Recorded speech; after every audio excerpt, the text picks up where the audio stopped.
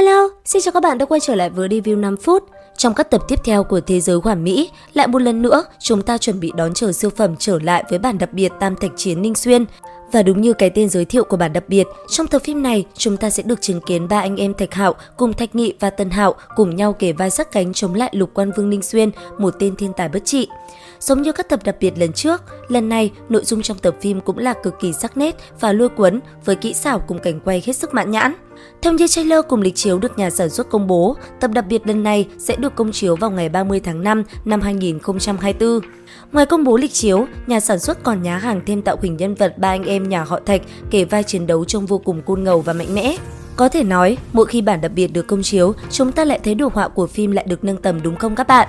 Vậy, nội dung trong tập đặc biệt Tam Thạch Chiến Ninh Xuyên này có gì thú vị? Chúng ta cùng nhau tìm hiểu một chút các bạn nha! Đầu tiên, khởi đầu nguyên nhân của đại chiến này chính là khi bốn người Tần Hạo cùng Thạch Hạo, Thạch Nghị và Ninh Xuyên cùng nhau tiến vào hang ổ của thập hung Thái Cổ. Tại đây, sau khi đi vào, trải qua một đoạn đường chinh chiến, vừa nhìn thấy Thạch Hạo, Tần Hạo đã liền nhận ra anh trai mình. Thế nhưng, hắn ta cũng bất ngờ bởi vì khi xưa Thạch Hạo đã bỏ mạng, làm sao còn xuất hiện ở trước mặt hắn được. Thế vậy, Thạch Hạo chỉ mỉm cười, thanh âm nhẹ nhàng nói: "Nhìn thấy ta, sao không gọi một tiếng ca ca là sao hả?" Nghe thanh âm này, trong mắt Tần Hạo hai mắt rưng rưng, hắn ta nhanh chóng chạy về phía Thạch Hạo hét lớn nói: "Ca!" Dứt lời, hai người tới gần nhau, sau đó cùng nhau trò chuyện về tổ phụ cùng gia đình mình. Cuối cùng, họ liền cùng nhau tiến vào hung sào. Thế nhưng trên đường đi, vô tình Thạch Hạo lại phát hiện ra khí tức của Thạch Nghị, và tất nhiên Thạch Nghị cũng như thế. Rất nhanh, hai người đã tới gần nhau, nhìn về phía trước, Thạch Hạo nói: "Kẻ ở Thiên Vận Châu quả nhiên là ngươi." Nghe thế, Thạch Nghị đáp: "Ta biết, người cũng sẽ không ra đi một cách dễ dàng như vậy. Đệ đệ, người rất mạnh, mạnh tới mức đã vượt qua cả dự liệu của ta, vẫn xuất sắc như thế." Dứt lời, ánh mắt sắc bén của hai người nhìn nhau. Bên ngoài, Tần Hạo nghe chuyện cũng lập tức nhận ra vấn đề. Ngay lập tức, hắn ta liền khiêu chiến Thạch Nghị. Thế nhưng, Thạch Nghị chê Tần Hạo vẫn còn nhỏ, chờ thêm 3 năm nữa. Nghe vậy, Tần Hạo vô cùng tức giận. Tuy nhiên, cũng trong lúc ba người chuẩn bị giao chiến thì ở phía xa, cái tên Lục Quan Vương Ninh Xuyên cùng vài tên sơ đại cũng đã tới. Ngay lập tức, đám người bên cạnh hắn ta liền cầm cốt kính chiếu về phía xa kia. Thế nhưng vừa chiếu vào, ba luồng ánh sáng kèm theo ba chữ tội đã phóng thẳng trời cao, chứng kiến ba tên tội huyết xuất hiện, còn mang khí tức kinh người, tất cả sợ hãi. Giờ khắc này, dù là Lục Quan Vương Ninh Xuyên cũng trầm mặc. Phía xa, nghe thấy thanh âm của đám người kia, Thạch Nghị gằn giọng nói: "Ngươi nói ai là tội huyết?"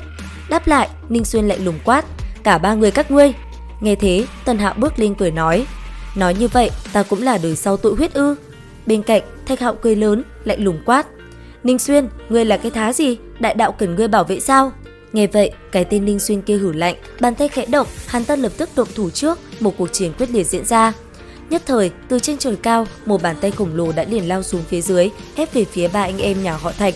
Thế thế, Thạch Nghị động thân, ngay lập tức, chiến kích trong tay xuất hiện, hắn ta liền cầm nó lao thẳng về phía trước. Gần đó, Thạch Hạo thân thể cũng khẽ động, anh ấy liền lao lên theo sau Thạch Nghị. Trong khoảnh khắc va chạm, bàn tay vỡ nát, thiên địa run rẩy. Thấy hai vị huynh trưởng của mình xuất thủ, Tần Hạo cũng liền lao lên cầm chiến kích chỉ thẳng mặt Lục Quan Vương và khiêu chiến hắn. Thế nhưng, Thạch Hạo cùng Thạch Nghị cũng tranh giành. Cuối cùng, ba người quyết định cùng nhau phối hợp đồng thời đánh về phía đối thủ. Có thể nói, tình cảnh lúc này của Ninh Xuyên là vô cùng thê thảm. Đối diện với ba huynh đệ nhà họ Thạch, hắn ta chỉ có thể chống đỡ mà thôi. Tuy nhiên, hắn ta cũng rất mạnh mẽ, lấy một mình cân ba vẫn chẳng có vấn đề gì. Mặc dù vậy, đám sơ đại đi cùng hắn thì đã bỏ mạng hết. Chiến đấu gay cấn diễn ra một hồi, rốt cuộc cũng tới thời khắc quyết liệt nhất. Trên người Thạch Hạo, thần uy cùng pháp môn côn bằng xuất hiện. Phía bên kia, Trung Đông cũng hiển lộ thần uy, kim quang ngút trời tỏa sáng chiếu rọi chư thiên. Còn Tần Hạo, chiến y trường sinh cùng Chí Tôn cốt phát sáng, tất cả đều hội tụ vào một khắc này. Phía đối diện, chiếc vòng lục đạo của Ninh Xuyên cũng phát sáng.